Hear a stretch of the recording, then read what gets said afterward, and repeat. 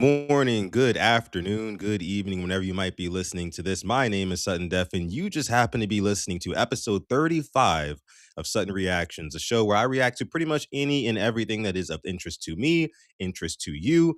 And if you do have things that are of interest to you that you would like me to react to live here on the show, all you got to do is send me topics, videos, whatever you got to at Sutton Def on Twitter and or Instagram. And I will see that and I will bring it up on screen and react to it live here. It is a beautiful Tuesday, February the 17th.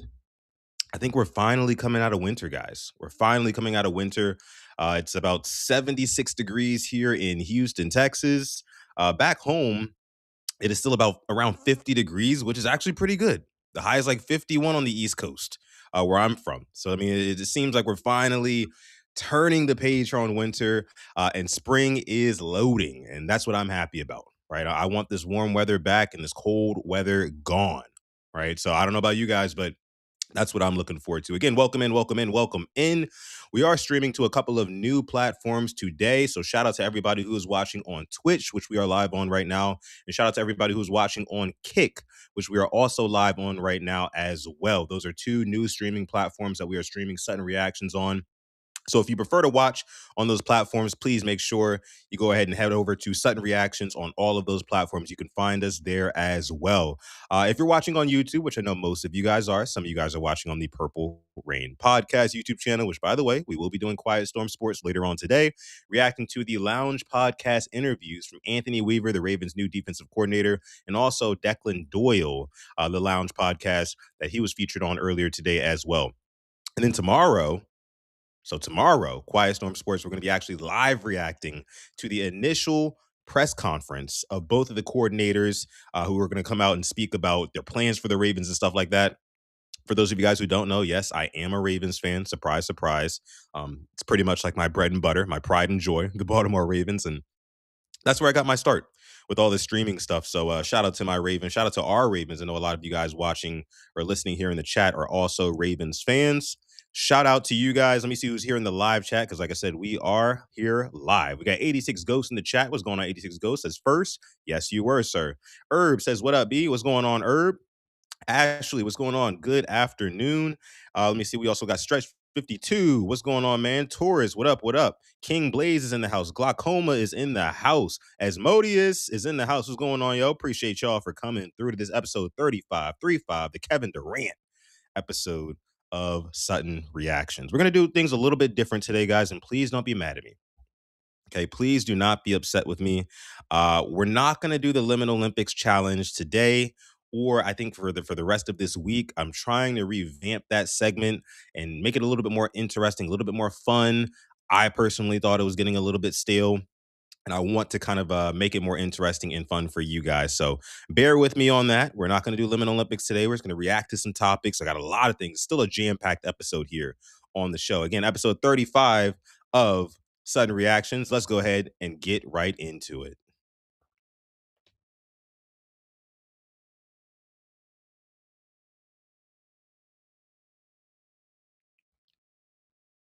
Well, here we are. We're back. We're back. We're back. Let's go ahead and get into some reactions now.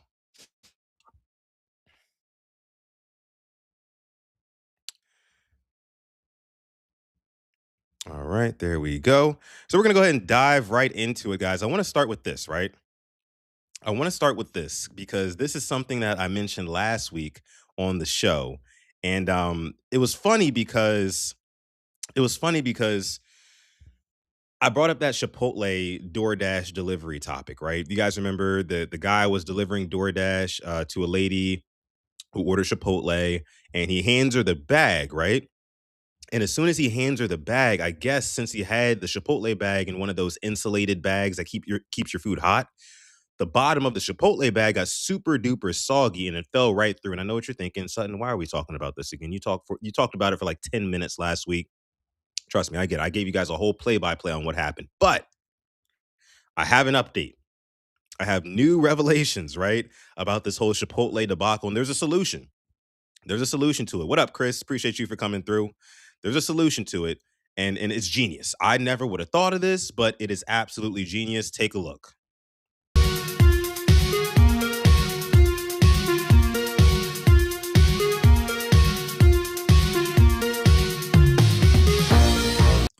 So apparently, all you have to do to solve the problem of your Chipotle bag getting soggy is just flip the bowl upside down. That's all you got to do. Because the steam, I mean, the aluminum top is not going to get hot. You feel me? What up, Tila? The aluminum top is not going to get hot. Therefore, it's not going to make the bottom of the bowl or the bottom of the bag soggy. I mean, that's genius. I never would have thought of that. It's a simple, quick, and easy fix.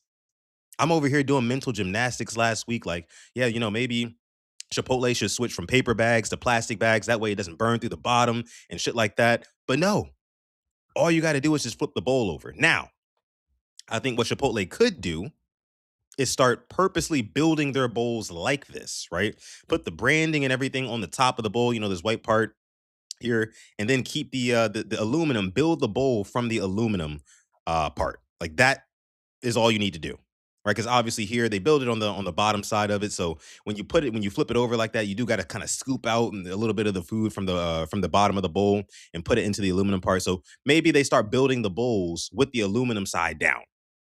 That makes so much sense. Mind is blown. My mind is blown. I'm not gonna lie to y'all. My mind was blown when I saw this. Easy fix. Easy fix. Again, shout out to y'all watching live right now. If you're part of the replay gang on this one, please still leave a like on the video. Subscribe to the channel as well. This is Sutton Reactions, episode 3-5. Let me see. What do y'all think about that? Ashley says, I've heard of this. Taurus says, we are doomed as a society. How are we doomed? I think that's genius. ISO, what's good? I think that's genius. And it's such a quick and easy fix. Love it. Herb says, wait, what? Yeah. You remember when I was talking about the Chipotle bowl falling through the bottom of the bag? All you got to do when you put it in the bag is just flip the bowl over so the aluminum side is on the bottom, because the heat is not going to burn through the aluminum. It's not going to make the bottom of it soggy. Easy fix. Easiest fix I've ever seen. I love it. Tila says no horrors equals no like. Come on, Tila, don't be like that. I'm trying to revamp the Lemon Olympics. The Lemonade Olympics, as you would call it. I'm trying to revamp the Lemon Olympics so that way it's more fun and interactive and engaging for you guys, because eventually it does get a little bit boring, right? All these same scenarios. So we'll get back to it, I promise. Let me see. Herb is in the chat. What's going on, Herb? Appreciate you for coming through. Herb, I got to ask you about something, man. I might need a favor. From you, Herb. We'll be in touch. Let me see. Tor says we're doomed, Sutton, because why they ain't been doing that? That's what I'm saying, bro. That's what I'm saying. They should have been doing this. Could have protected their bottom line, protected their public relations. But no, I don't know. I just don't know why. I don't know why they haven't been doing it. Kogan, what's going on? Kogan says whether they do this or not, still carry the brown bag from the bottom. They can't be trusted. I agree with that too. Still carry the brown bag from the bottom. If it's heavy, especially if you got 2, 3, 4 bowls stacked on top of each other in one Chipotle bag, then yeah, it could still possibly fall through the bottom just because of the weight. But this fixes the problem of the heat from the bowl actually affecting the bottom of the bag. So I think it's genius. I think it's absolutely genius. But let's move on here. I didn't want to spend too much time on that. I spent enough time talking about that last week on the show. Just want to give you guys a little update there. Valentine's Day was this past weekend, right? And I want to show a young man surprising his young lady on Valentine's Day, but she was not too impressed. Let's take a look. You can move your hands. Yeah. Mm-hmm. You like this? Setting the vibes though. You see all that's right here? Mm-hmm. Happy anniversary, baby. Happy anniversary. She don't look very... It's cool. It's cool. Yeah. What the hell you mean it's cool? Girl, you don't see you all over the place? It's nice as hell. I'm crashing out off rip. He said, what you mean it's cool? Like, you do this for 15-year-olds. Like, you should have bought me something or did something or So this ain't good enough. Look at all this. This is romantic as fuck. Okay, but I'm grown as fuck. Like, this is childish. Bro, like, you talking about you cool. grown? It's cool. Grown people don't complain about stuff that somebody gives them. I said it's cool. Like, it's cool. You know? So she clearly is not impressed by what she sees here. I mean, the man, you know, booked a hotel. He got balloons, hung up pictures of her and him, I assume, and decorated the bed and stuff like that. It seemed like he did a lot. And I think on the wall I saw happy anniversary. So this must double as an anniversary and a Valentine's Day type of surprise. That's all it is. All right, cool. I just try to show you. I appreciate you. I show you a whole.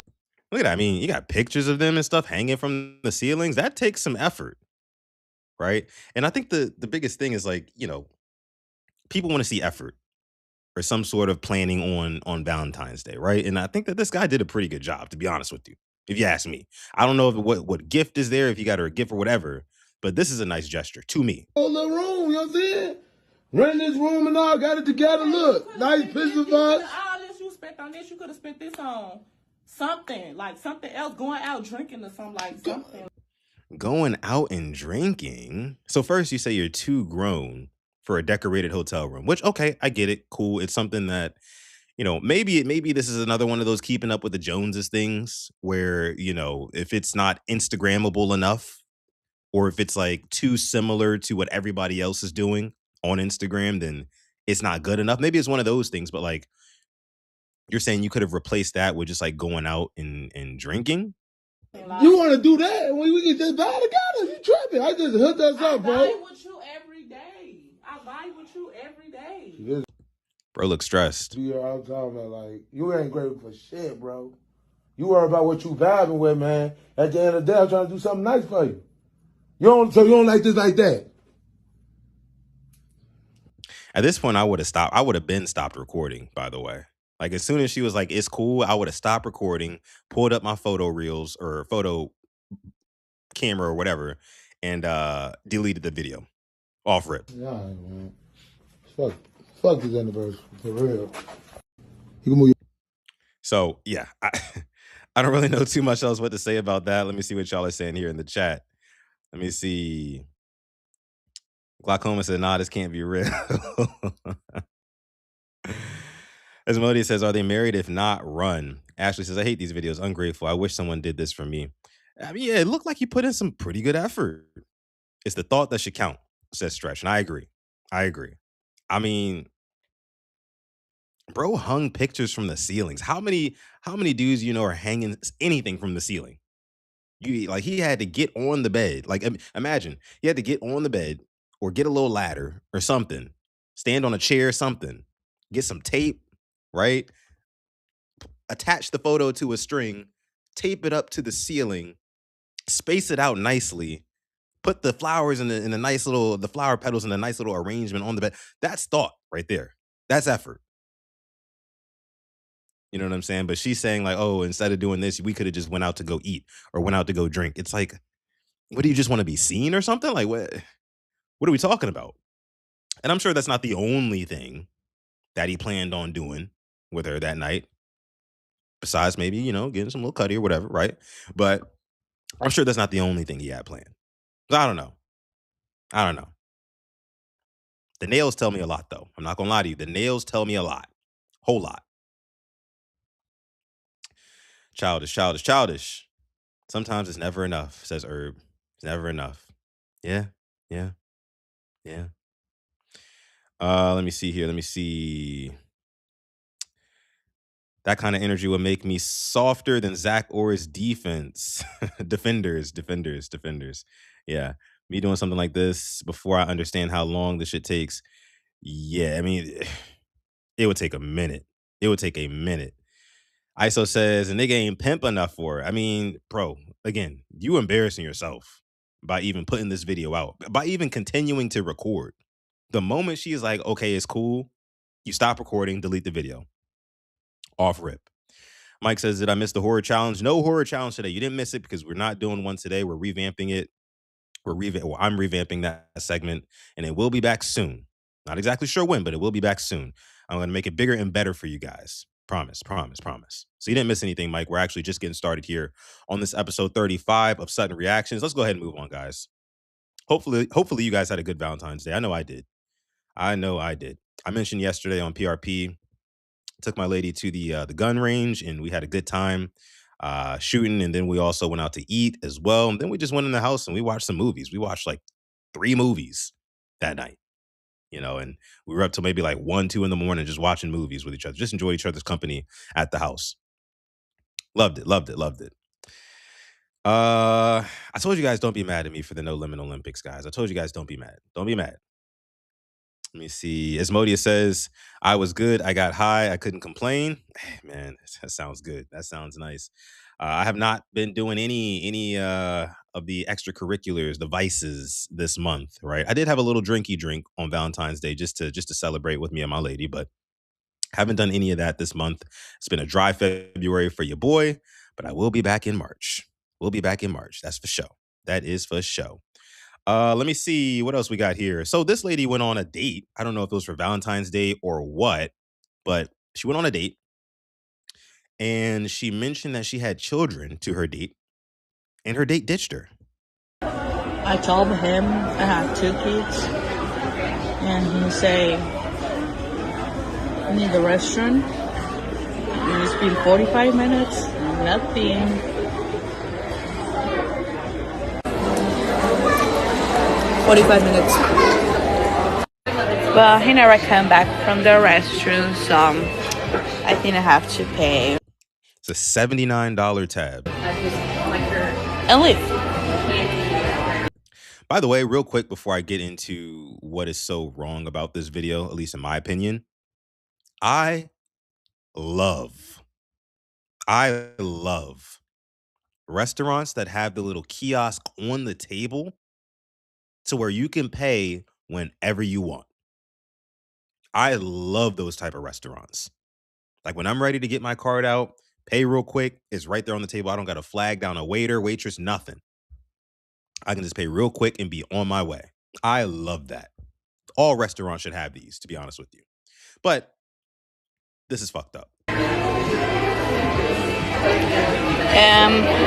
Yeah.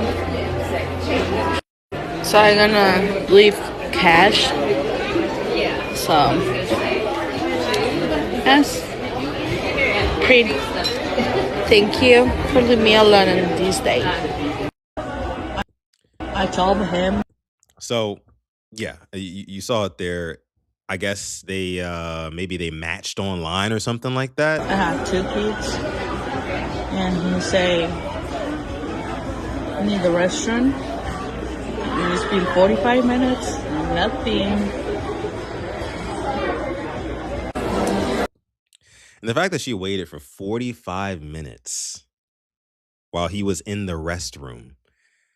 I mean, after a good 15, 20 minutes, she should have known exactly what was up. After 15 minutes, you should have just known, like, hey, look, I'm going to have to foot this bill and then I'm going to get the hell out of here. But let me just say this. Dude is a certified, bona fide lame. Lame as fuck. I don't even know how to... I don't even know how to put it any better than that. It's just, if you... Okay. If you meet somebody, right, and you match with them on a dating app or something like that, and you guys set up a date to go out, whatever, the very least you should do is see the date through. Nothing that she says at that table, unless it's like extremely rude or disrespectful, or she's just like, like rude or disrespectful, right? Nothing that she says should prompt you to get up, lie to her and say, hey, look, I'm going to go to the restroom. I'll be right back. And then ditch her. And she mentioned that, she mentioned to this guy that she had 2 kids or whatever. And that scared him off. Buddy, this lady here looks probably, I don't know, maybe late 20s, early 30s, something like that. And I assume that the guy she was dating is probably somewhere around the same age group. Buddy, when you get to dating in, people in their late 20s, early to mid 30s, things like that, a lot of them have children. Newsflash. People have sex in their 20s and their early 30s, and kids pop out. So when you're going to, meet strangers online and set up dates with them, maybe it's smart to ask a question in your vetting process like, hey, do you have children?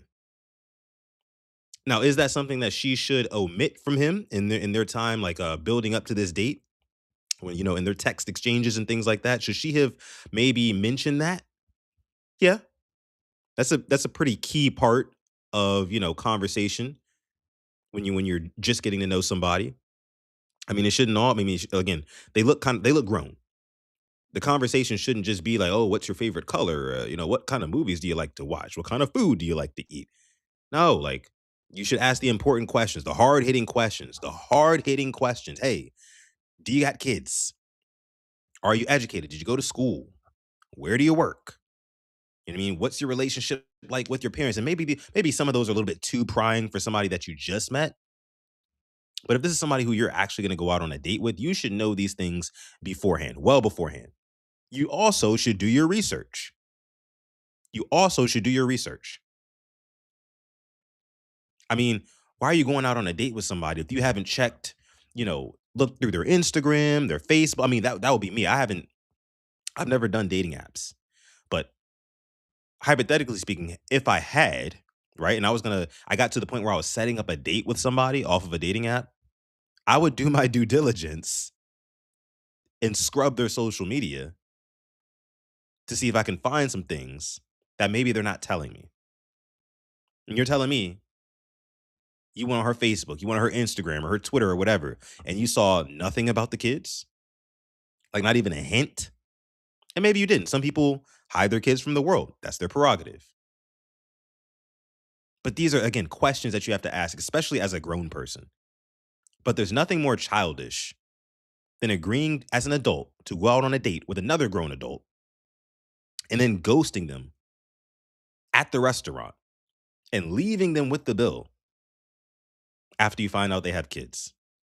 Super childish, super lame, and dude's a bitch for that. Period.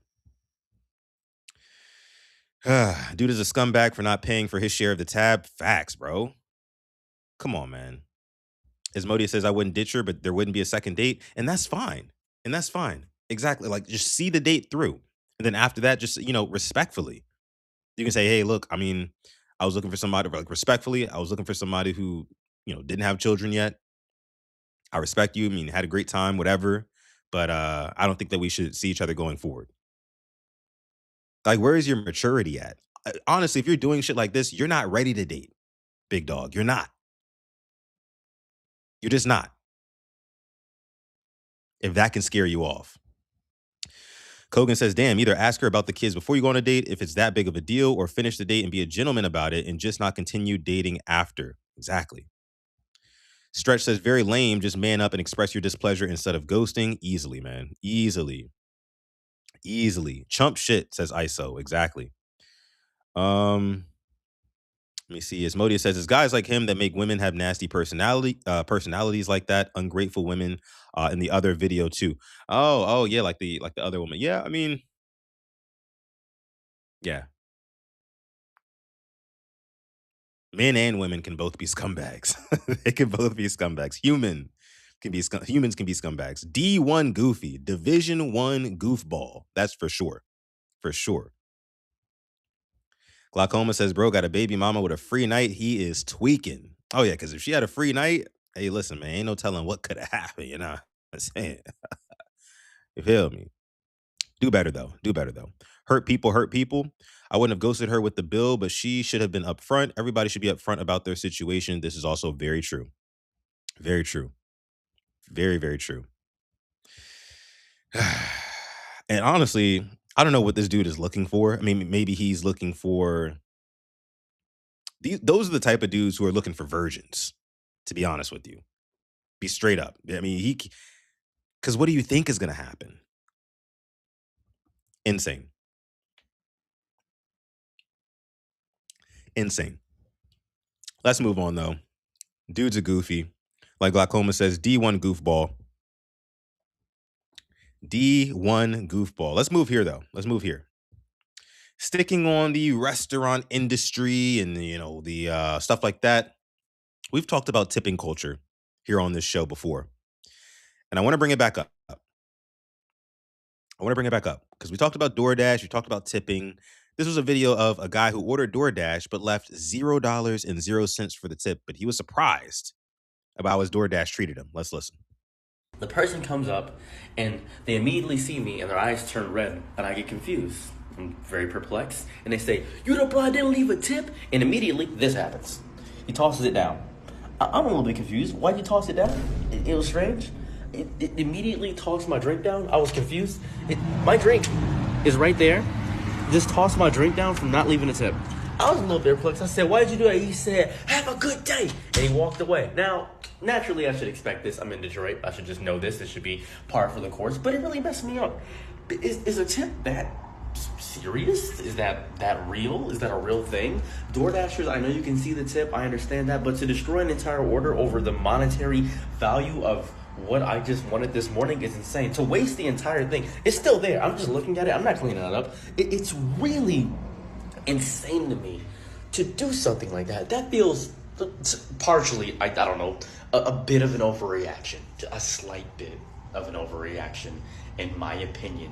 Maybe I'm psychotic, maybe I'm crazy, maybe my soul is left adrift, maybe I'm just dumb, maybe that might be me, but this feels like a bit of an overreaction. And I taught DoorDash and explained what happened, and they said, "That sounds unreasonable. We'll definitely give you your credit back. Would you like to order the same thing?" I said, "Yeah, I'd like to order the same thing. That'd be great." Now I'm scared to not leave a tip. A little bit scared to not leave a tip. I'm a little bit terrified, honestly. This is a one-off instance, by the way. I usually try my best to leave a tip if I have the money. But this is insane. This feels targeted somehow. It's weird. This is weird. The person comes up. So you heard it there. Gentleman orders Dunkin' Donuts or some coffee or whatever like that on DoorDash. He left nothing for a tip, and his driver saw red. Maybe that was his 13th reason. And he decided to spill his drink in front of him and basically say, "F you, have a great day, have a great life, have the life you deserve," type shit. And the guy is just like perplexed here. He's like, "Oh, I don't know what I did wrong. I mean, is a tip really that serious?" It's like, look, listen. As somebody who has DoorDashed and Uber Eats before and been a driver for them, yes, a tip is that serious. Reason why is because the base pay for a lot of these orders is only a couple of bucks, right? It's normally $2, $3 or something like that, that DoorDash or Uber Eats is going to pay your driver. And this is my personal opinion. If you do not have the money to, at the bare minimum, tip somebody what it would cost for them in gas to get to and from the restaurant to your house, then you don't need to be ordering DoorDash. And I get it. Some of you guys might disagree. "Oh, Sutton, there's what about all the fees? There's a service fee and there's a this fee and a that fee on DoorDash, the Uber Eats." Who cares? At the end of the day, your dasher is not seeing any of that money. You might think, "Oh, well, that's not my problem." Well, listen, if it's not your problem, go pick up the damn food yourself. If you can't tip $1 or $2 that it would take in gas burned for somebody to hand deliver you your food from a restaurant, then you don't need to be ordering food delivery. You just don't. Period. Now, when I was doing my DoorDash days and Uber Eats and stuff like that, did I personally ever do anything like this? No, absolutely not. I always gave the top-notch customer service.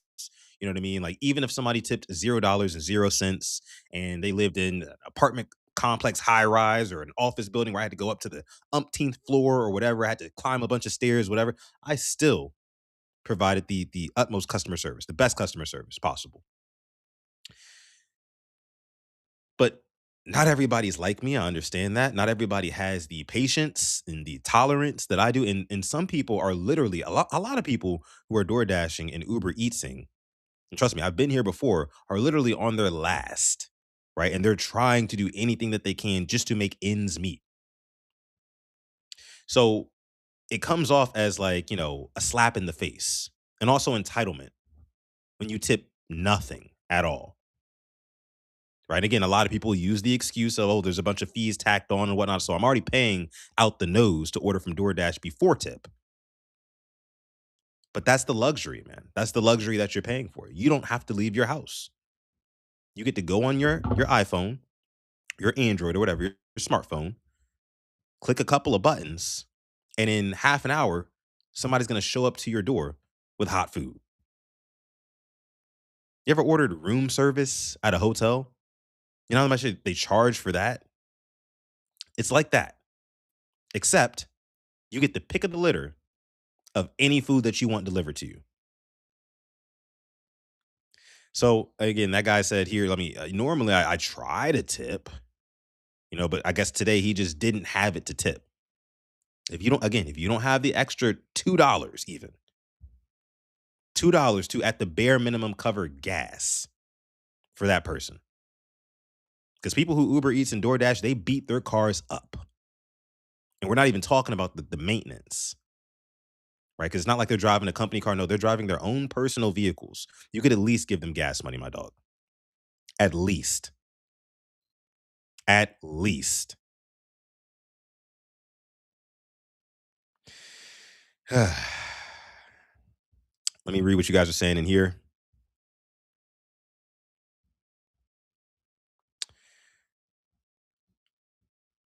As Modia says, as a former delivery driver, I don't give a fuck how much money you paid for the food. Give a tip. Exactly. Exactly. Kogan says you better clean that up if you don't want ants. Yeah, somebody gonna have to clean that up. I always make sure to tip drivers something at least. King Lee says I always tip. Glaucoma says this is why I pick up. Delivery is a last resort. Ashley says I've had customers tip bait me to where they will give a decent tip, then remove it after I've delivered their food. Really? Oh, you know what? Yes, I have seen that before. I have dealt with that too. That happens because you can adjust the tip after your order is delivered. Because sometimes you can go ahead and you can tip more, but I think they allow you to decrease it as well. People do that. People do that because when you're an Uber Eatser or a DoorDash or whatever, and a new order comes to your screen, um, it might tell you like, oh, you're gonna get like $15 for this delivery that you only have to drive 2-3 miles for it. And you're like, oh, great. You know what I mean? Because most Door Dashers, if you've never done it before, you ideally want to get $2 per mile, right? So to make $15 off of only going 3 miles, that is a great deal. That's a great deal. But sometimes people can tip more up front. And then when you deliver their food, they can go ahead and decrease the tip down to $0. So they get their money back. And you were thinking that you just did a great order. But later on, like an hour later, you realize you got nothing for that. You got maybe $2, $3 from that order, you know? So it's a shitty thing to do. It's a very shitty thing to do. I don't think that they should allow you to decrease the tip once you already submit it, right? You can increase it, but you can't decrease it. And if there's any reason why you would decrease it, hey, take it up with DoorDash. Call the support and tell them what happened, whatever. Be able to prove it, and then maybe you can get your tip back. Let me keep reading here. Jerome Bigby says at least 10% of the order. Yeah, that'd be nice. Herb here is a good guy. He says at bare minimum $5 tip. That's a good, you're a good orderer. Herb, you are. Let me see. ISO says, but as a DoorDash driver, you should know not everybody has it like that. So don't be surprised. And that was kind of my logic and reasoning. Like when I was doing DoorDash and stuff like that, like I would understand that like a lot of people who order DoorDash literally cannot leave their house, whether it be because they are working from home or whether or not they have kids or something like that. That's why a lot of people order DoorDash, Uber Eats, all that stuff to begin with. And so I would always keep that in mind when somebody didn't tip or they tipped like very, very low, like I would just always give grace. But again, you're also going to have people, DoorDashers, who don't have it like that, who don't have it at all. And that's why they're DoorDashing.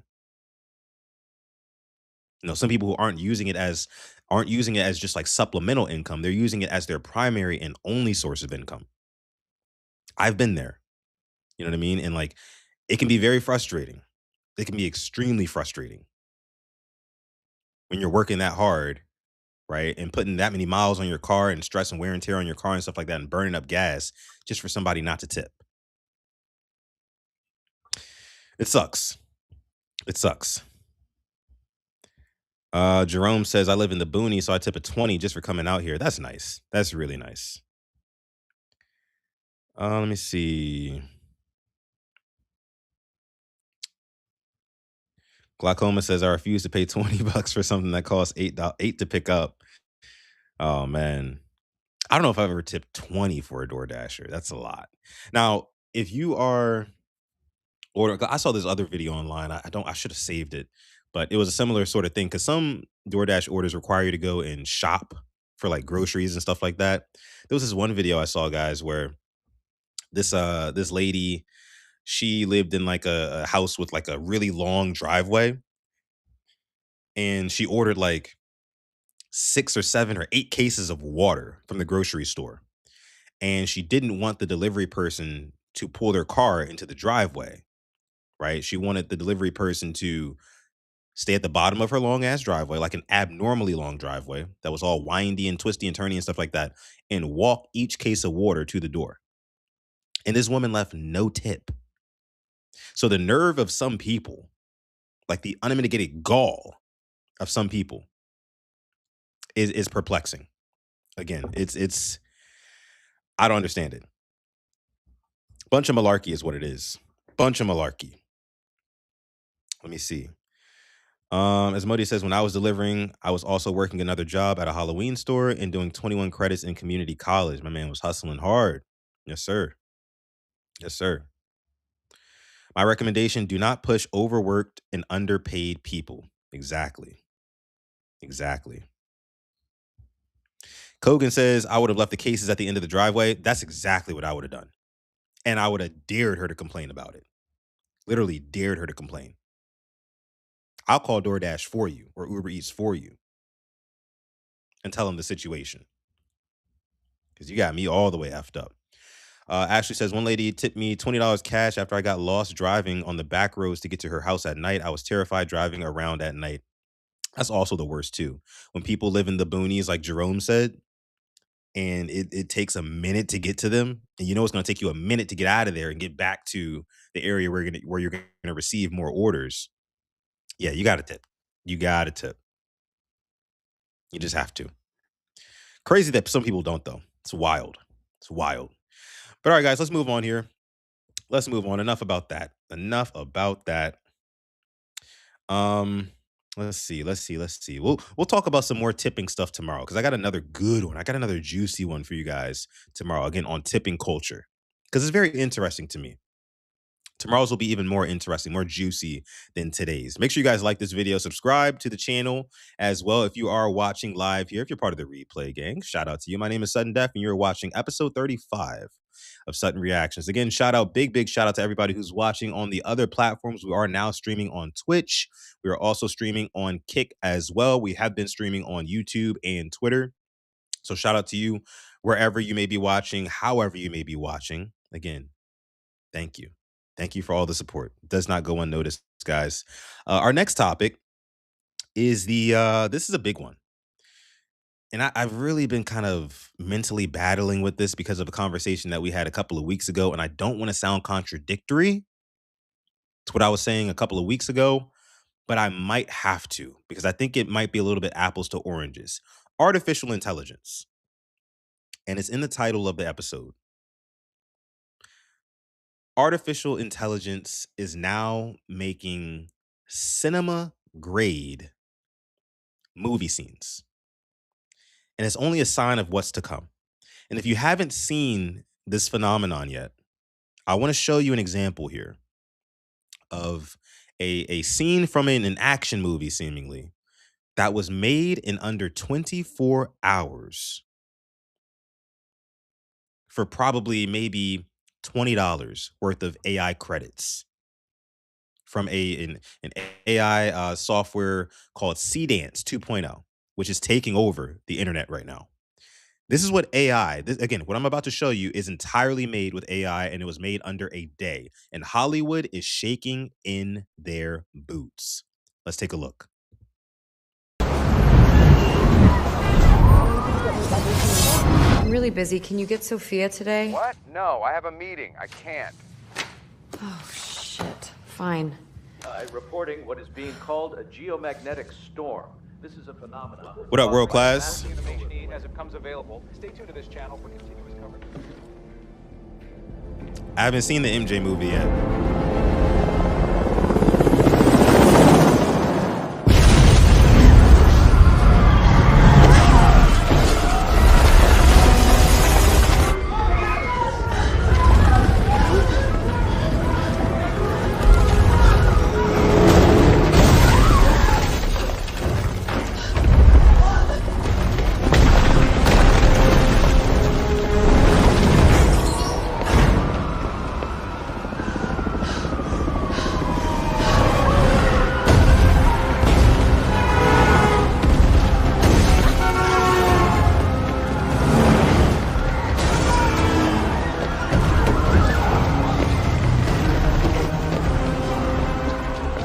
She really moving. Sophia! Mom! I love you. I'm on my way.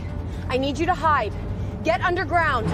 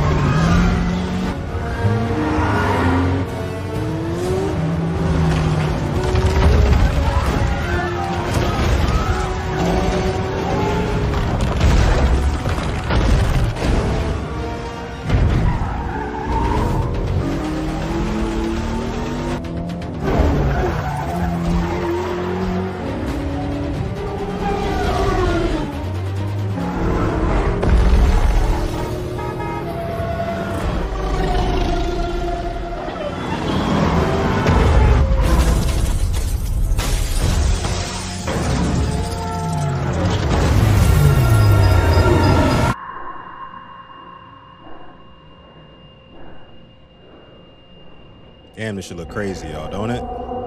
Good morning, Sleeping Beauty. Man, that Cash Patel? Why don't you get the president on the phone? Oh, shit. Oh, hell. We have her. I'll be right there.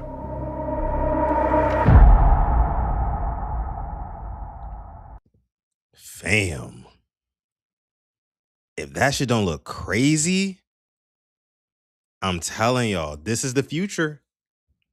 This is the future of cinema and movie making. And to be very honest with you guys, and this may surprise a lot of you, but I don't have a problem with it. I don't. And the reason why I don't have a problem with it is this. Here's the deal. For years, and since the beginning of film, there have been creators who want to tell stories who did not have the access. They didn't know the right people. They didn't have the resources to get stuff like this done. And so their stories, genius stories at that, went by the wayside and nobody ever heard these stories. Right? But with this tool, and you know what? Before I go further, it's very similar to me to the athlete, the young kid athlete who grew up in the hood and did not have the resources to take his athleticism and his talents to the next level. Do you know how many better basketball players we would have had than Michael Jordan and LeBron James? Better football players than we would have had, better than Tom Brady, hell, Lamar Jackson, if they just would have had a chance. Let's reel it back. There's so many people out there who have stories to tell who, again, don't have the resources to tell those stories. And I think that with AI, if used correctly, used as a tool, right? Not necessarily a vehicle in itself to just create the story, you know, the visual effect, everything, all AI. No. If you can plug your own story in, which a lot of people will do, and you don't have to pay buku amounts of money, or you don't have to know people in the industry to bring your vision to life, I think that that's a net positive. And a lot of you guys I know, I get it, may disagree. Please let me know why in the chat. If you're watching the replay, let me know down below in the comments. But I think this lowers the barrier of entry. Again, for people who want to tell their stories but do not have the means to do so. There's so many creative minds out there. There's so many creative minds out there. And just like anything else that has to do with AI, as long as we can put it in a box and we can compartmentalize AI content from, I guess you can say human made content, totally 100% human made content, then we should. It should be in two different categories. I'm still sticking with that. But to you out there who has ever had an idea about, hey, this would be a really, really cool Netflix original for a series, or this will be a really dope idea for a movie or something like that. But I don't have the means to do that. I don't know the right people in the industry. So I guess it'll just never happen. Nobody will ever know about it. I think this is a positive tool to utilize. Right? Again, I'm not for, the AI coming up with the stories. I still want writers. Don't get me wrong. I still want writers, right? And I also want actors to get paid. And I think that there should be there should be a tax, right? It should cost even more. Like say I'm Michael B. Jordan or somebody like that, and somebody wants to utilize AI to make a movie using my likeness and my character, Michael B. Jordan. You should have to pay me even more money, right, to use my likeness in an AI generated movie than you would if it was just like a regular Hollywood, I'm acting myself. Right. So I do still want actors to get paid. I want actresses to get paid, all that good stuff. And again, human movies will always be produced, I think at least. But this is just like, it's like a turn of the century type of thing. You know what I mean? We're going to have to adapt to this. We cannot run away from it. And my biggest thing is I want people's stories to get told. Like the people who don't have that voice, the people who don't have that opportunity. That's all I want.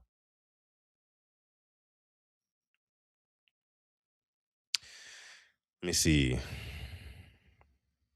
Glaucoma says, but you see, the issue is they can have you doing anything, things you don't agree with. Well, see, here's the thing. There should be guidelines in place. There should be rules and laws in place to where you have to consult the actor and you have to have a contract with them. They should know exactly what they would be doing on camera with their AI generated whatever. They should know exactly. And if you breach that contract, you can get the pantsuit off of you. That's what I believe. What else you're saying here?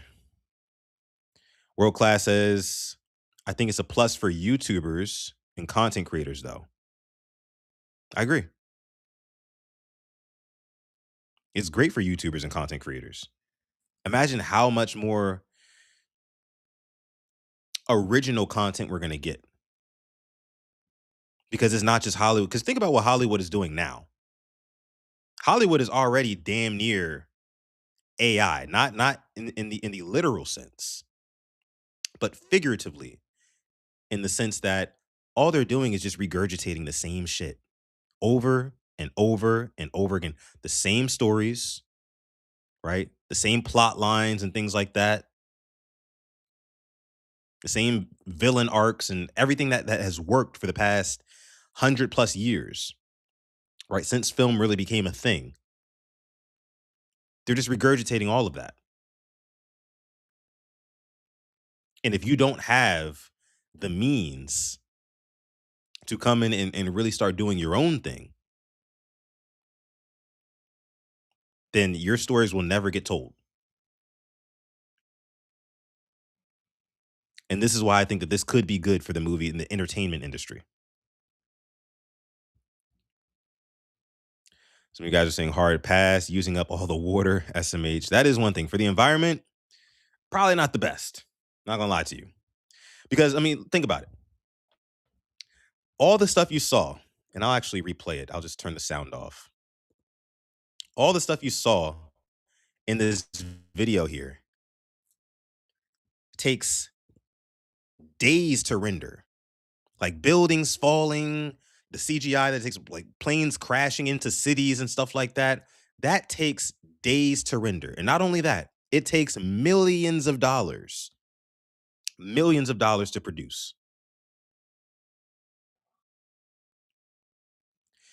So to be able to generate this, see, like stuff like explosions like that, millions of dollars, hours per frame of rendering that you can do in minutes with AI. It just makes it a lot more efficient. And again, it lowers the barrier of entry from small time creators who want to get into this industry, who want their stories to be told. But again, they didn't have the means, the resources, and they didn't know the right people. This will help them. Let me see. What was the name of the app you mentioned earlier? Dance. Dance. SEE Dance. DANCE. 2.0. I want to say it is. Jerome says, if you use the AI software who owns the rights of the film and the profits, if the creator owns the rights, then what's the incentive for the AI company?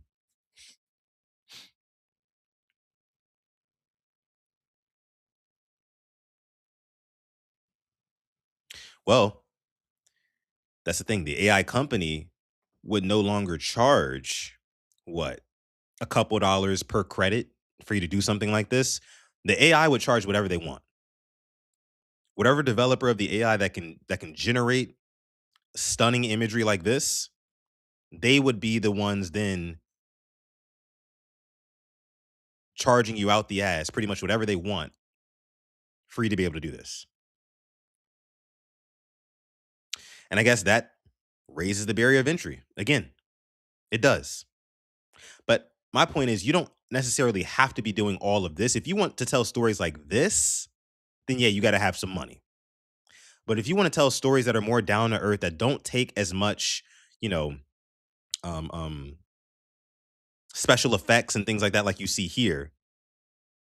Like, say you want to tell a nonfiction movie, a story about a coming of age, just for example, a coming of age story about a kid coming up through high school or whatever. And, you know, you don't need all the special effects and you just really need your dialogue and your story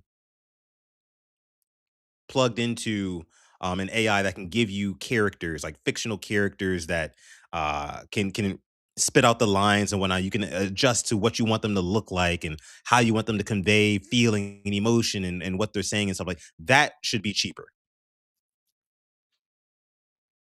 So Hollywood could probably still, you know, they can still be in business because eventually the AI companies are going to realize, like, hey, look, like, we're not going to have you making millions and millions of dollars at the box office using our program that you only paid $50 for, right? They're going to raise their prices, especially if you're doing stuff like this on this level. But that's the future, man. That's the future. But that's a very good point, Jerome. That's a very good point. Kogan says, what do you think AI is going to do? It's learning from those past works and will continue that cycle. Interesting. I can see an avatar business for graphic designers. That too. That too. That's a great point. World class. I think we're gonna start moving towards because at the end of the day, even making this through AI is not easy. You're gonna have graphic designers who are gonna design characters and that you can plug into the AI. That's gonna be a job that's created. You're gonna have not only script writers, but prompt engineers, which is already a thing. Because you have to prompt the AI to get it to do stuff like this. You can't just type in, oh, give me a cool action movie with buildings falling, planes crashing out of the sky, and Tesla cyber truck with blonde woman. It's not going to give you this if you just type that in. You have to be very, very specific and meticulous in your prompt writing. Prompts are going to be just as important as scripts. If you can write a script, cool. But can you write a prompt that can bring that script to life? That's where the magic is going to come from. It's another job created. So it's just a shifting of again the career field and things like that. And the people who have been in Hollywood for a long time, the directors, producers, cameramen, they're directors of photography. They're scared because they know they're going to eventually be phased out of this. But that's what's going to happen with most industries that can be aided by artificial intelligence. You're just going to have to pivot. You're going to have to get with the times. King Lee says, I'm about to get rich working with AI. Boom, bingo. Instead of complaining about it, hop on board early. Learn how to be a prompt engineer. Hell, I might learn how to do that. There's going to be extreme value in knowing how to prompt AI software to get it to do and spit out what you want it to spit out.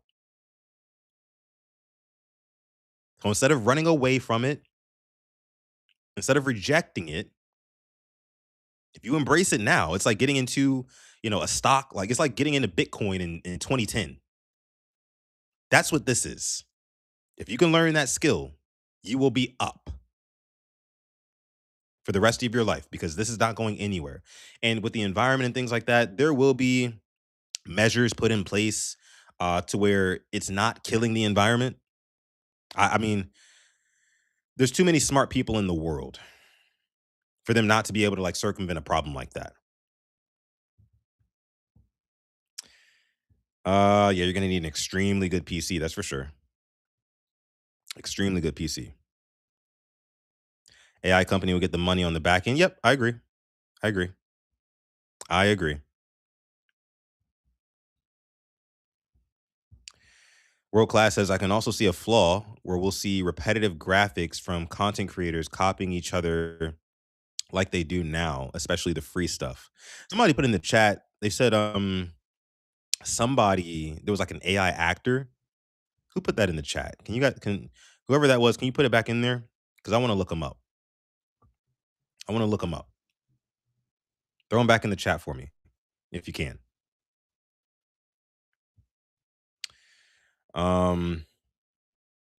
But yeah, this is the future, guys.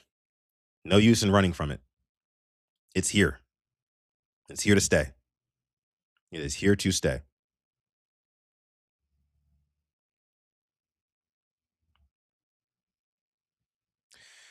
With this administration that is doing everything it can to cut regulations, big donors will pay politicians to preserve their self-interests. Yeah, I mean, that goes for any big business, any big industry. It's going to get government with their hands all over. They're going to have their hands all over it, all over it. AI to give you a very basic writing prompt that you're going to rewrite in your own words is fine. AI uses that infringe on people's likeness or on intellectual property that they don't own is scummy. Yeah, there's going to have to be guardrails. There's going to have to be major, major guardrails for this thing. That's for sure. I'm not arguing with that. I'm not arguing with that. You say is Tilly Norwood? Let me see. Let me look up Tilly Norwood. Let's look up Tilly Norwood.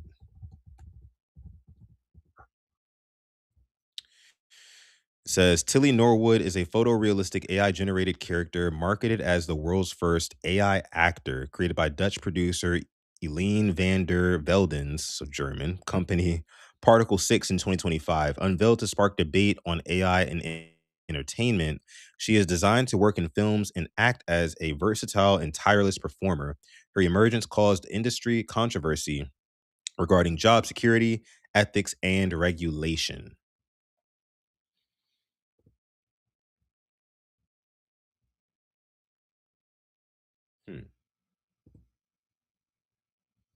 Interesting, guys. Interesting.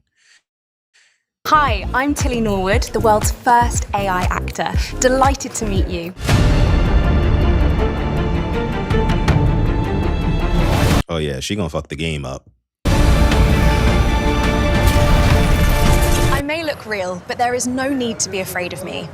I am just here to spice up entertainment and tell stories in a new way. There's this misconception that she's going to take real actors' jobs. I mean, I love real actors. I don't want her to take real actors' jobs at all. We actually, at Particle 6, we help the traditional film and TV industry by, say there's a budget that's only, missing 20 or 30%, normally what they would do is the writer would have to go through and cross out all the expensive scenes in order to get it made. Instead, we're saying with AI, we can create the whole, we don't have to compromise on the storytelling, we can create the whole film with some scenes that are with AI, therefore reducing the cost, and actually we're greenlighting more productions that way and more actors get to work. I hope you'll be seeing more of me. Listen, man. Again, I'm gonna say this again. Just like in any industry where there's a new technology that comes along, right, that changes the game, you're just going to have to pivot. You're going to have to pivot with it. You got to get with the times. There is no use in rejecting something that you can still take now and make it ethical in a way, again, with the guardrails and things like that. At the end of the day, it's like, what do you prefer? Do you prefer the, looking out for the actors and the people who have been working in this industry for 20, 30, 40, 50 plus years, right? Do you prefer them getting their, fair share of the pie, I guess you could say? Or do you prefer great storytelling that is going to invoke emotion from you, right? And be thought-provoking, which is something that AI can do, again, of course, with the assistance of humans, prompting it, and not having to spend a bunch of money, like I said in the video.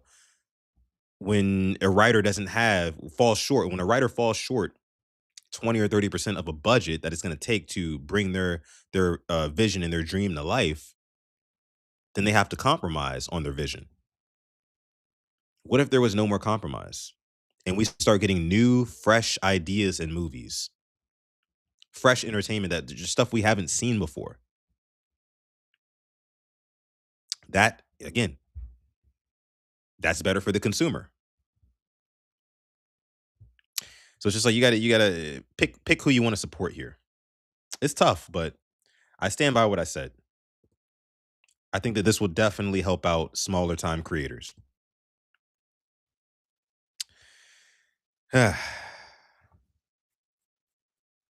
AI slop. Yeah, I mean, at that level, it's not so much sloppy. If you can get it tight, then hey, look, man, I can't be mad at it. Let's move on, though. That was a great topic. I want to talk more about it in the future. 86 Ghost says Avatar could have been a full AI movie. I agree with that. I mean, it damn near looks like AI as is. Let's talk about rappers for a second. I saw this video about on a podcast where they were talking about rapper / ball player, former ball player, Liangelo Ball. You guys remember him? Who came out with that one hit last year around like February? Tweaker. And they talked about how in this podcast, how like he basically fell off and what his problem was. Let's listen. First, me and Jello Ball didn't do the deal. LeBron James called him after our meeting. See, there you go. Yeah. LeBron James and Rich Paul called Jello Ball and was like, yo, if you don't want to sign, we got $1 million for you. Whoa. I can't compete with that. He just told me 50,000. Do you think the Jello experiment is over? It's over. Yeah. That shit been done. He trying to play ball again. That might be one of the craziest people to ever make the XXL cover. Yeah, like in that one moment, it made sense, but then like 2 weeks later, it never made sense. He didn't put in the groundwork to make the XXL cover. You got to put in some ground. You got to have some foundation. Yeah. I mean, that is the crazy thing about that shit is that it's like I remember seeing an interview with him where he was like acting super nonchalant and not surprised about the fact that the record took off. I'm like, what are you talking about? This is a miracle. Exactly. That you got one record to hit. He was too rapper mode. Yeah. He was too cool. He never posted on his IG. He tried to play the Mystique role. You can't play the Mystique role in 2025, 2026. You don't think? Hell no. People, yo. What do y'all think about that? Just real quick before I let the video continue playing. What do you think about artists nowadays, recording artists, not being able to play that mysterious role? You remember back in the day, before the times of social media and stuff like that, you had very, very limited access to celebrities, right? And that worked for them because they had this mystique and this aura, as the kids like to say, around them.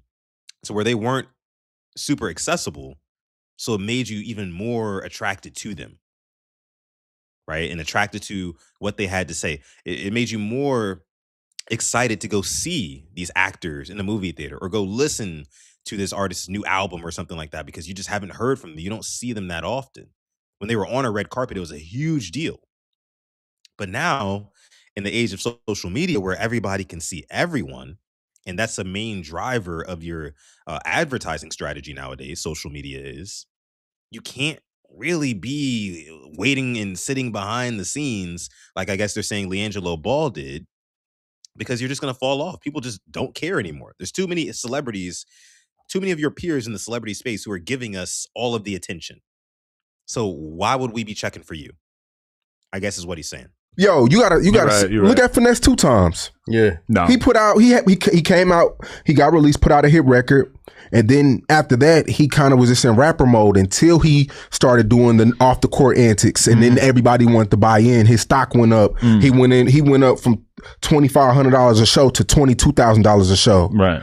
Like, people want to see you still gotta, people want to be entertained. Yeah. They want to be, you can't go super music these days. That's dead. But do you think it's like hard for people to really want to listen to your music when you're just blowing yourself out doing 8-hour streams a day? It's a thin line. Yeah. And it's kind of like, it's a thin line. Once you become that streamer content guy, yeah, it's kind of hard to be taken serious as a rapper. But think about something like Finesse is like, if he has a song do good, is going to get 1 million plus views. But then meanwhile, he might be on stream to like a couple hundred people. That's like your hardcore fan base. And I don't actually know how many viewers he has or whatever, but it's like a very small amount. And the only stuff that the mainstream or the people really on social media are going to see is when you have a clip that goes nuts. Yeah. But the thing with somebody like Finesse is that like, every time he's streaming, you're gonna get some clips. Exactly. He's fucking entertaining and just always wilding. I asked him if he takes ecstasy pills before he hops on stream, and he said no, which I felt like it was a 100% chance that he was. First, me and Liangelo Ball didn't do the deal.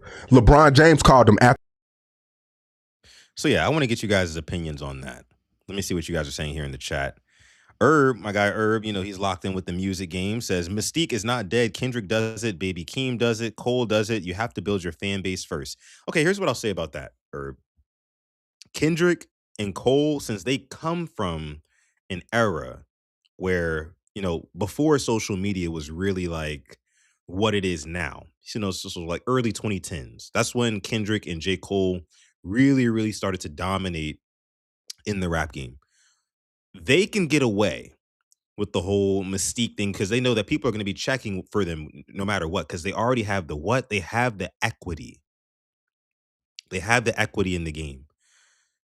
Nowadays, when you're first coming out, if you're a new act, you better be in our faces 24/7 or else we're just going to forget. It's like we're all living in La La Land, LA, right? There's too much stuff to pay attention to. There's a reason why the LA Chargers and the LA Rams barely have fans show up to their games, their home games. There's just too much to pay attention to in LA. And I think that that is like a microcosm of what we're dealing with now in like with celebrity culture and stuff like that. There's just too much in our face. I mean, the algorithm shows us way too much to be entertained by for you to turn your nose up at the masses and say, hey, look, I'm not gonna get in you guys' faces every day or every week in front of a camera and continuously remind you guys that I'm here. Like, okay, cool. If you don't want to do that and we haven't known you for 10 plus years already, then we're just gonna forget about you and we're gonna move on to the next thing. That's what the algorithm does. We move on to the next thing, right? And that's why I say like Baby Keem, Baby Keem. I mean, maybe I'm just not as tapped in with rap music as I used to be, but I don't really see a lot of people checking for Baby Keem. I mean, I'm gonna be honest with you, and I guess I'm the perfect person to talk about this because at this point in my life, I am more of a casual listener than ever before. I tend to let new music, good music find me. I don't go out searching for it, much like I used to when I was younger. But I haven't heard a Baby Keem song since COVID, right? I haven't known of one since COVID. I don't Has he dropped an album? Has he dropped any hit records? I haven't heard about it. I just haven't. It seems like he disappeared. Like he does have that mystique, apparently, because I haven't heard of him. And so I forgot about him. I stopped caring about him. And I feel like a lot of people did too. Because he hadn't already built up that equity with us, you know? Glaucoma says, because Liangelo Ball is not an artist, he's a ball player who hopped in the studio and made a hit off of luck. That's true too. That's true too. 86 Ghost says it has to be natural, like Takeoff from the Migos. The Migos were, they were like some of the last ones to hop on the before social media train. They got on like before social media was what it was today. Before Instagram, and Instagram was already popping. Don't get me wrong. Instagram was already popping in 2012, 2013 when the Migos really, really started to heat up.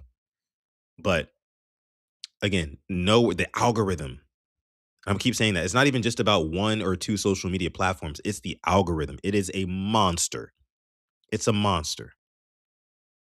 And it has a grip on everybody, on everyone. If you use any social media app, I mean, Twitter, Instagram, YouTube, TikTok, Twitch, Kick, whatever, everything that I'm streaming on right now has an algorithm that has people in a vice grip. So if we haven't been checking for you for 10 plus years already, hey man, our algorithm's not really going to give us much of a reason to continue checking for you if you're not staying relevant. Just is what it is. Is what it is. You have to be compelling too. Many people chase virality. That's true. That's true. Stretch says Keem has not dropped like that. He's much in the same vein as Kendrick, but he's not even, to me, from what I know about Baby Keem, he's not even in the same stratosphere, like rapping wise, like bars wise, as a Kendrick, a Cole, a Drake. Some of the guys who are at the top of the game, who've been around for a long time. He's not touching them lyrically. He's got an interesting voice, a unique voice, but it's about it. It's about it. He's been dropping mini documentaries. I ain't seen him. Baby Keem's album Casino drops next week. Maybe I'll have to give that a listen. I got to give that a listen.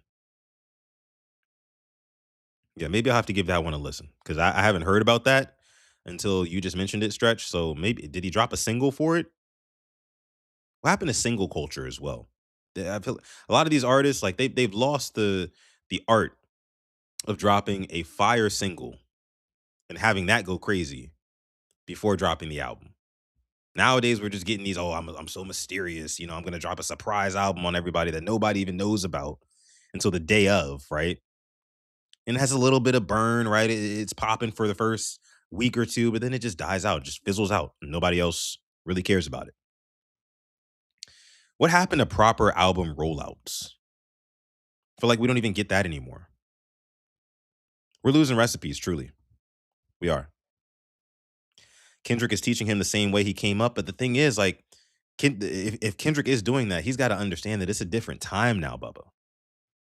It's not 2010, right? Where you can drop a couple of mixtapes and then drop your debut album and link up with this older rapper who's got a lot of equity in the game and they put you on. It's word of mouth.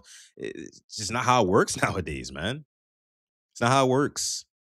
You have to prove to us, the people, the average consumer, you have to prove to us why we should not swipe away from your mini documentary that pops up on my feed.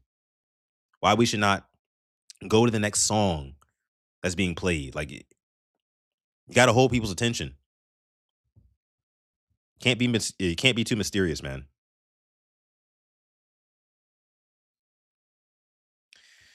They are related. I did hear about that. I believe Baby Keem is from Las Vegas, if I'm not mistaken. Kogan says we're lucky to even get albums. I feel like most people are just dropping singles. I don't know. I got to tap back in. Obviously, I got to tap back in. All right, let's move on, y'all. Let's move on. This is a great episode. I'm loving this episode so far. Make sure you guys like the video, subscribe to the channel as well. We got a couple more things to bring up here, a couple more things to address. This is something that I'm sure a lot of you guys aren't really aware of.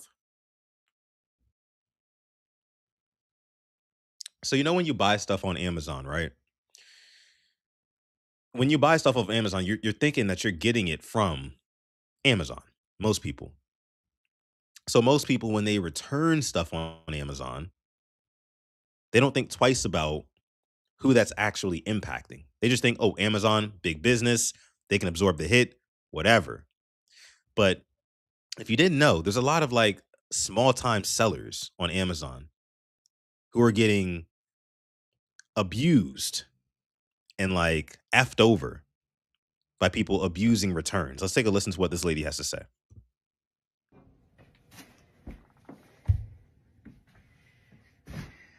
Let's talk Amazon returns, right? We love Amazon.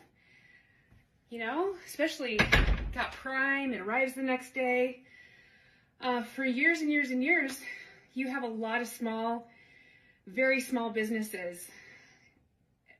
Single Damn, girl, catch your breath. Owners selling on Amazon, playing by all the rules, right? I paid $15,000 by the end of all of it for a course by the Rainmaker family. 15. And the one thing, real quick, if you got 15 bands to spend on a course that teaches you how to sell on Amazon, you're probably already pretty well off. Missing in their module and all of their upgrades and teachings was how to avoid return abuse, right? The only thing missing. And it was the only thing that put me under. I'm going to be 47 years old. I have an entrepreneurial spirit. And I decided if I pay for the best information and I do everything I'm told, buy all the upgrades, share the wealth, share my experience, pay it forward, which I did, I'd win. So what I did is it took me a year to launch. I worked with a manufacturer, Mr. Wu, in China, and I created a stroller bag. Let's pick one out here. So, with a huge carabiner that you can attach to your stroller. Huge. So you got like a Bob jogger, big stroller.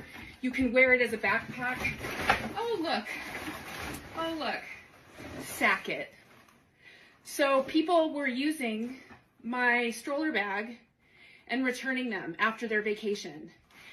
One or two, not a problem, but we're talking thousands of lost revenue because mommies and daddies were using my stroller bag and deciding, oh, we used it, no problem, it's Amazon, just return it. Guess what? If it's not an Amazon brand and you return that, your next door neighbor who's running her Amazon business out of her home eats it. Doesn't just have to take the return and eat it, but has to pay for all the return processing, sending it back to me with missing parts. You Hate to see it. Oh, look. Just in case it gets lost and you want your stroller back. Let's see. Andrew and Kayla Nelson, thank you so much. Let's see. Here we go. You don't want to lose your precious stroller, but your gate check tag is still attached. So what I'm doing is I'm making room for my next business adventure, which has nothing to do with Amazon or Rainmaker family ever again, by the way.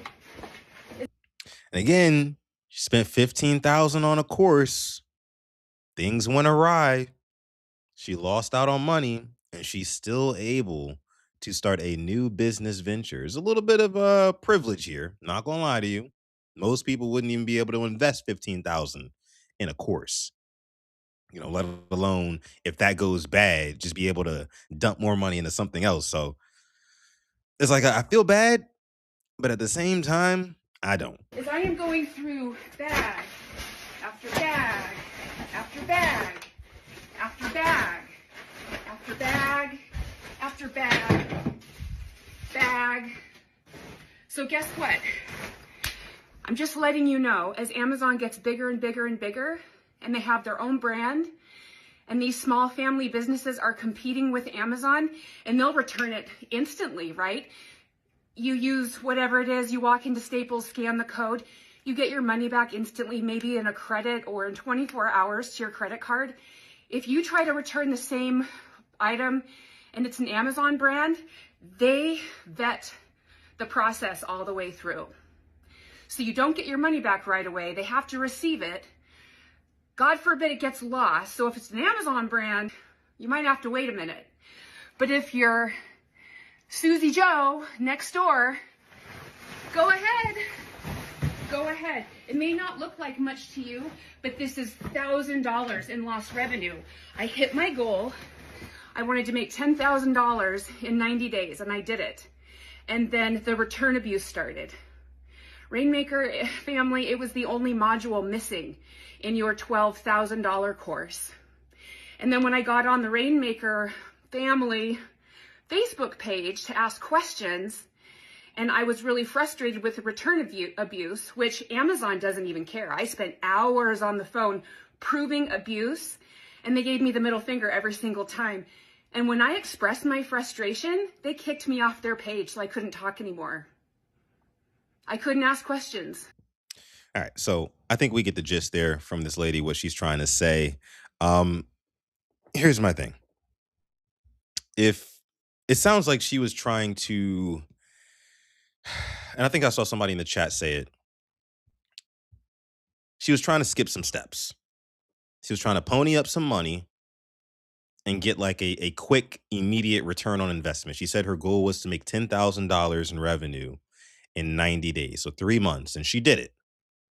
But on the back end, people started returning these, what does she say, stroller bags, which I've never heard of before at all. I mean, I don't have kids, so I guess that's probably why. But it's just, for me, if you have that amount of capital to dump into a business like this, why not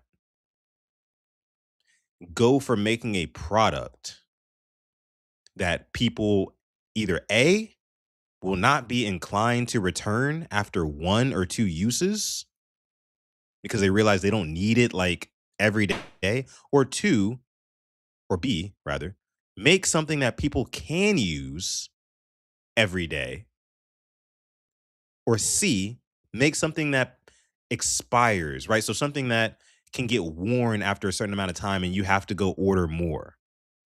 Don't go dropping $15,000, $20,000 into a product that people can easily buy, get their money's worth by using it a couple of times, and then return it to you.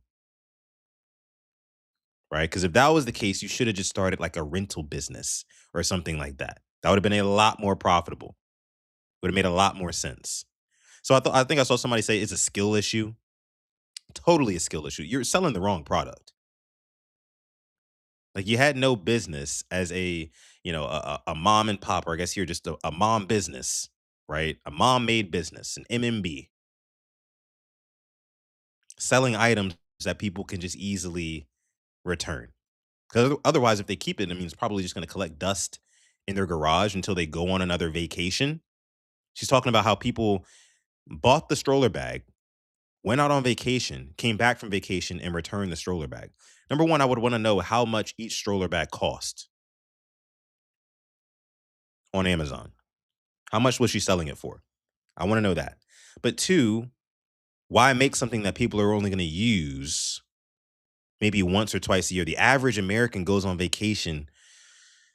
Ooh, I don't even know the exact number. Let me actually look that up. How often does the average American go on vacation? Let me see. How often does the average American go on vacation? Let's look this up because I actually really want to know. Let me see. The average American takes approximately 2.1 to 3 leisure trips per year, though recent data indicates that over half of Americans plan to take 3 or more trips in 2026. While the frequency of travel is increasing, Americans receive and use fewer vacation days than workers in most other developed nations, averaging roughly 11 to 12 days of PTO per year. So, why make something and sell something that people are going to use at max? And I honestly kind of, that number even seems high to me, right? I don't think most people are going on vacation every 4 months. I would say max. I mean, if I had to guess, people are going on vacation twice a year max, right?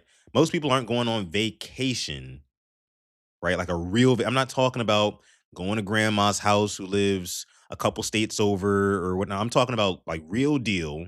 We're going out to Disney World or we're going to, you know what I mean? Some like another country or something like that. That's what I'm talking about. Real vacations, cruises, stuff like that. I would say most Americans are maybe going. Most American families are going maybe twice a year at most. So why sell a product that you dumped $15,000 just to learn how to sell the product? Why sell a product that people are only going to use a couple of times every calendar year? Makes no sense. Makes no sense to me. And it's probably counting holidays. Exactly. I'm not talking about going to Grandma Sally's for Christmas or Thanksgiving. I'm not talking about that. I'm not talking about that. Glaucoma says 3 times a year in this economy. And that's why I was like, that don't really sound too right to me. That don't sound right to me. You know? And glaucoma, I mean, honestly, I think it was probably, again, 1 to 2 times a year. If I had to guess, like probably like 1.4 or 1.5 times a year on average, people are going on a legitimate vacation, destination vacation. Again, not to see family, but to go and enjoy themselves, do whatever, excursion, whatever, you know. I don't see that. So the business plan was flawed. Like Stretch says here, she had no real business plan, just saw the money and went after it SMH. Yeah. Kogan says it sounds like she needs to speak to Amazon or find a way or find a new distributor and not berate her clients. I agree. I agree. Yeah. Crazy stuff though. Crazy stuff. But it does open your eyes. If you didn't know, there's a lot of little guys and little women on Amazon who are just like independent, proprietor sellers, right? They're not part of a big business. They're not part of Amazon. They're just selling on Amazon. And the way people look at Amazon is like, hey, if I return this item to Amazon, then you know, Amazon's just going to take the hit for it, and it's not going to be any skin off my back. It's not going to be any skin off their back. They can absorb it. They're a multi-billion-dollar company, one of the biggest companies in the world. I had a friend who told me one time that and this kind of goes to show you how big Amazon is. He said that he had ordered a MacBook on Amazon, a MacBook Pro. And this was like years ago. And he got it delivered to his house. But he finessed Amazon by just calling them up and say, hey, look, my package never got delivered. Like it was stolen or whatever. And they were like, yeah, no skin off our back. We'll just send you your money back for it. So we got the money back and he got to keep the MacBook. And I think it's like stuff like that that makes people think like, oh, I mean, Amazon, they don't care if you return their stuff. But you got to realize when you buy off of Amazon, you're not necessarily buying directly from Amazon all the time. You're buying from sellers. Imagine Amazon is just like a big like farmers market called Amazon.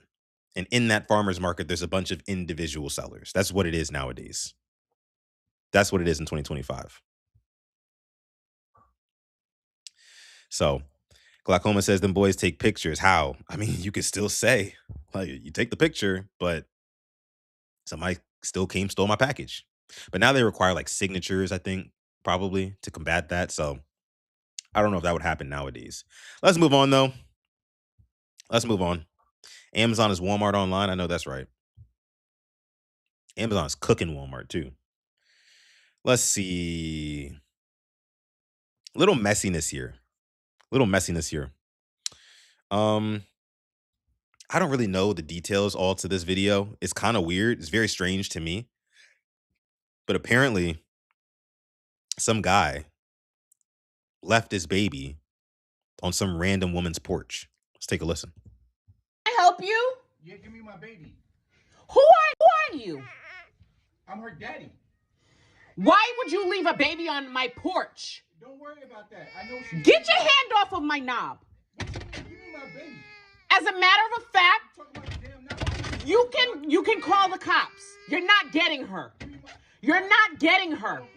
You shouldn't have left her on the porch. I'm not letting her back out in your care. You go ahead and call the cops. Because I don't care what you're about to do. You're not about to take this baby, though. You left her it's fucking 20 degrees outside. You shouldn't have, okay, if you got problems, that's fine. Wait a minute. Wait a minute, dog.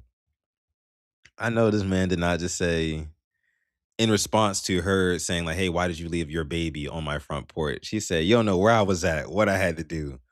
No matter what you had to do, big dog, why would you leave? Like, you don't leave your newborn baby. You can even hear the baby crying in the background, right? You don't just leave the newborn baby on a random person's porch while you go handle whatever business you got to handle. That's insane. Stop rattling my doorknob. No. Do not let that baby out. Come here, baby. It's crazy. Go ahead and take her to the other room. You're not getting...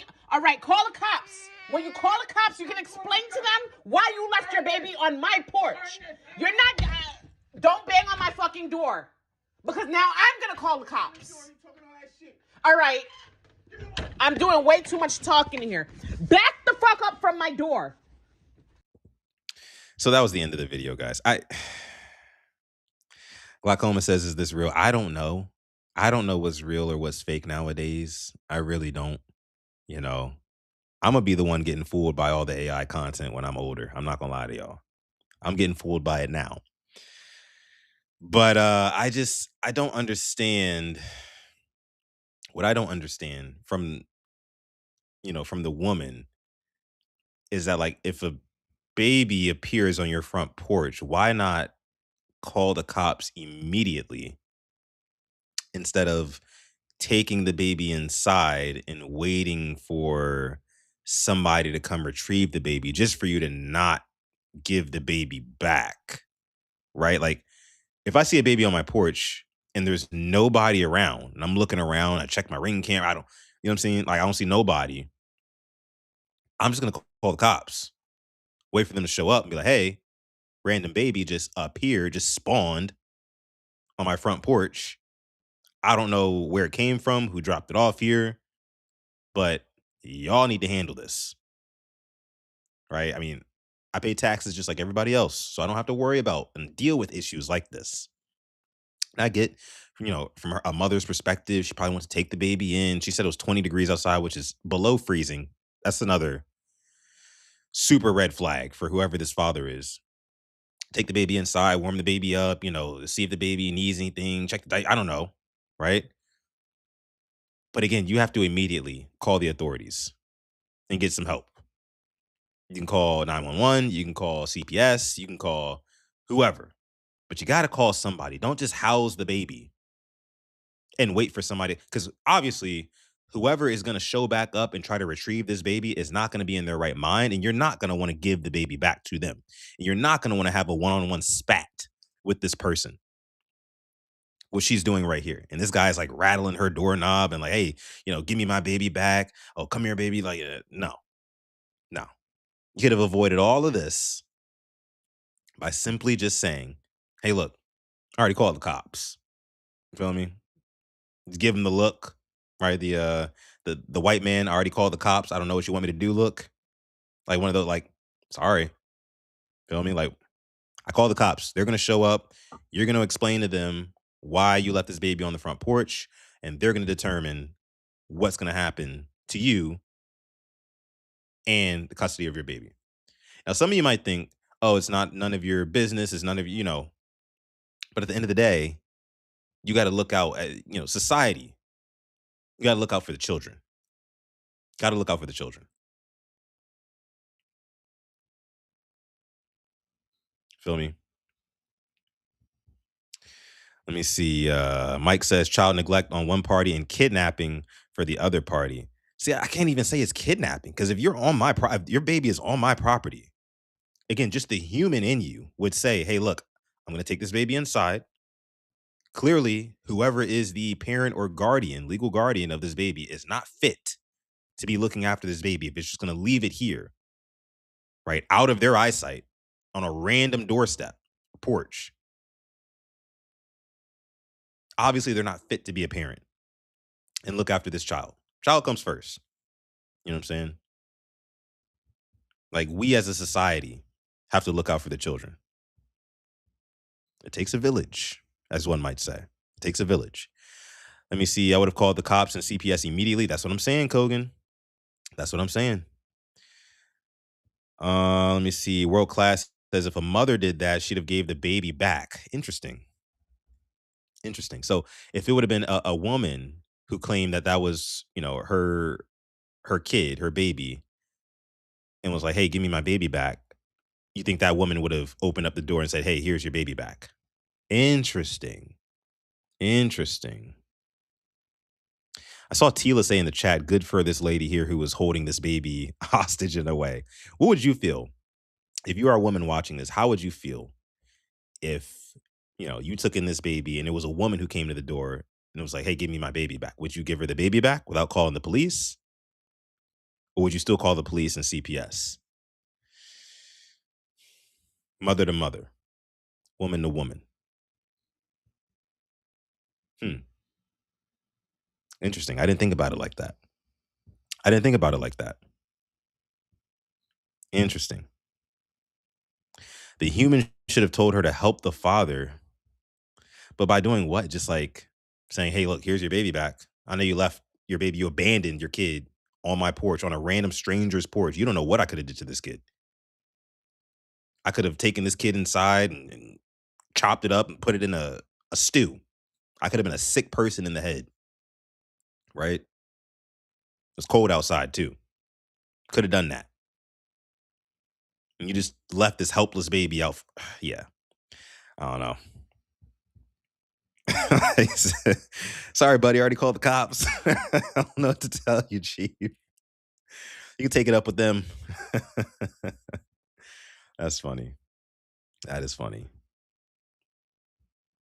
If she had a Ring camera, the evidence is there, and a simple call to the cops would suffice. That's for sure. Mike says you still can't just keep someone's kid though. LOL, call the police and let them handle that. Ain't her job to help him. What you on? Yeah. I get it. You still can't just keep someone's kid, but again, this is, I think it's like a human morality versus like common law sort of thing. You know what I mean? Like, I think that human morality trumps common law. Human morality would tell you in this situation, do not give this helpless child back to this person who is clearly unfit to look after this child, at least without getting some sort of authority figures involved, so they can vet this parent and really see what the situation is. And I mean, in this situation, you need CPS, you need social workers, you need cops. This is what you pay taxes for.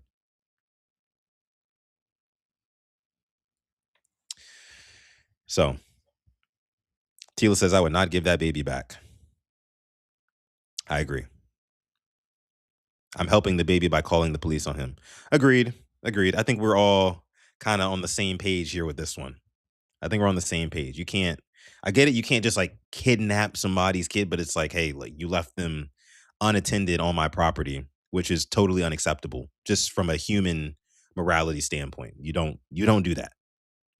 That baby cannot fend for itself in below freezing temperatures. And oh yeah, by the way, babies are a lot more susceptible to hypothermia and all sorts of stuff being exposed to the cold like that. Again, below freezing temperatures. And you just left them there. No way you're getting this baby back without talking to somebody or explaining to somebody with authority of why you did that and what you got going on. Period. Point blank, period. How do I even know that's her baby to begin with? Facts. We letting 12 handle that one, y'all. We letting 12 handle that one, chat. I'm not going to lie to you. Not going to lie. Because you just don't do that. All right, let's move on. Last one for the episode. This has been a good one. Again, shout out to y'all for rocking with me on this one. I know we didn't do any Lemon Olympics challenge to start it off, but I've been enjoying this episode. I have. And if you have, please be sure to like the video, subscribe here to Sutton Reactions, or wherever you're watching, Purple Rain Podcast, wherever you're watching. If you're watching on Kick, Twitch, Twitter, YouTube, shout out to you. TRBZ, what up? We got one more. This is a silly one. Guy is in a lecture hall. I guess he's in college. And he forgot to eat lunch before class, I guess. Yo, sorry.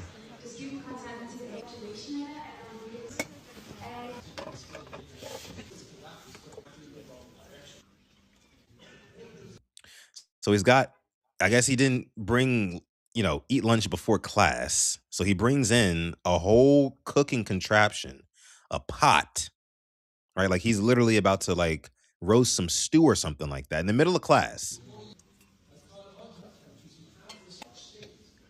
He's boiling water. It smells like there's something like burning or a fire. Oh wow. Okay. What is this? Yes, I'm cooking. It's my lunch. So their professor calls it out. Like, it smells like something's burning in here. It's boiling water in a pot. Right? And the professor goes to scope out the situation. Like, hey, what's going on over here? He just as calm as ever. He's like, oh, I'm cooking. I forgot my lunch. I didn't eat lunch. So I'm cooking here in class. I hope that's okay. Okay, but you can't do that here. But it's electric. It's electric.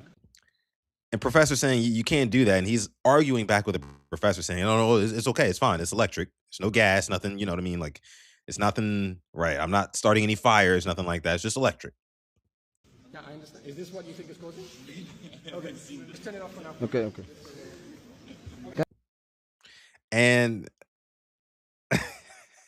the professor just lets it rock. He just lets it rock. So let's see what he cooks. Don't snitch anymore, guys, please. It's okay, guys. Guys, it's okay. And he's telling everybody else that it's okay. Like, it's not interrupting everybody else's lesson. The fact that you're cooking a whole meal that you have to boil freaking water for.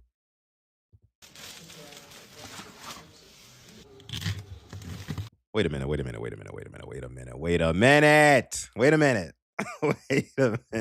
Hold on. I know this man did not. Let me replay that. Okay, just turn it off for now. Okay. Guys, don't snitch anymore, guys, please. I know that this man didn't pull a lobster out of his backpack. Bruh. No way. This man is making a whole seafood boil in class. Insane. Out of all foods, I get it. Look, you were hungry. You came to class. You didn't have time to make food before class. A simple sandwich. You feel me? Get yourself some lunch meat, some bread, maybe even a little peanut butter and jelly. I love me a good PB&J. Or maybe pick yourself up something before class, but a salad, something, I don't know. But to bring a whole live lobster and boil it in class and make yourself a whole little seafood boil in an enclosed space in a lecture hall where everybody, literally everyone is going to know exactly what you're, that is insane.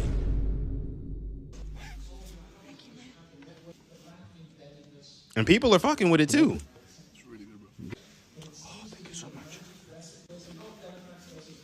I mean, you got to share at that point. You can't be selfish with it at that point. You can't you can't bring lobster to class and cook it in class and distract everybody else and then also not share. Can you imagine?